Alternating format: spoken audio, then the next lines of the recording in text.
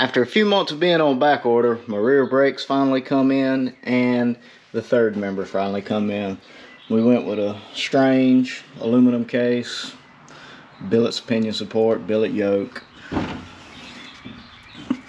Since we're going with the 6R80, decided for a 370 rear gear to help move this big boat a little bit better.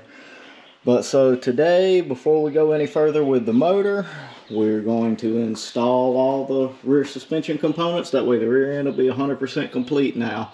I've already got the axles and everything out. And so let's assemble the brake rotors. Now, this is an aluminum piece, bolts to the drilled and slotted rotors. So we're going to assemble these first.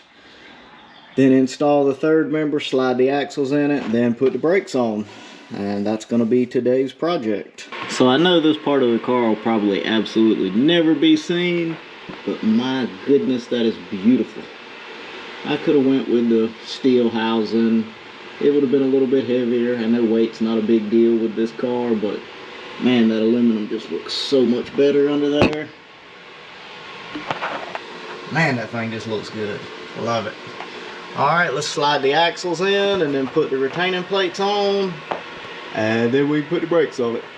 So after you put the axles on, I'm putting the retaining plates. This is what holds the axle in on the 9-inch, and then this is where the caliper mounts.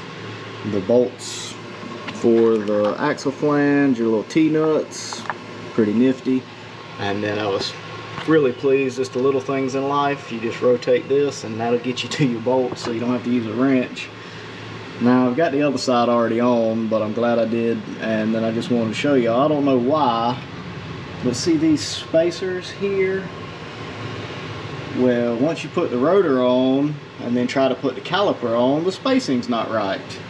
So after about an hour of fooling around and trying to figure out what I was going to have to do, checking all my measurements, make sure I didn't order the wrong thing, take these spacers out, bolt this plate directly to the retaining plate, and the calipers go on.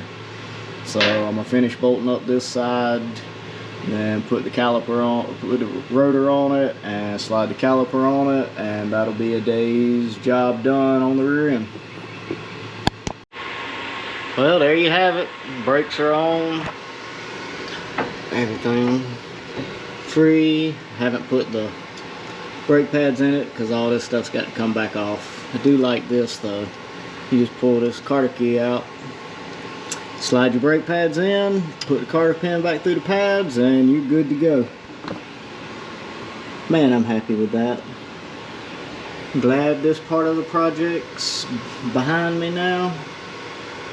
Wheels fit. It's good to go. And it's hot today. I'm about to go inside. Y'all have a good day.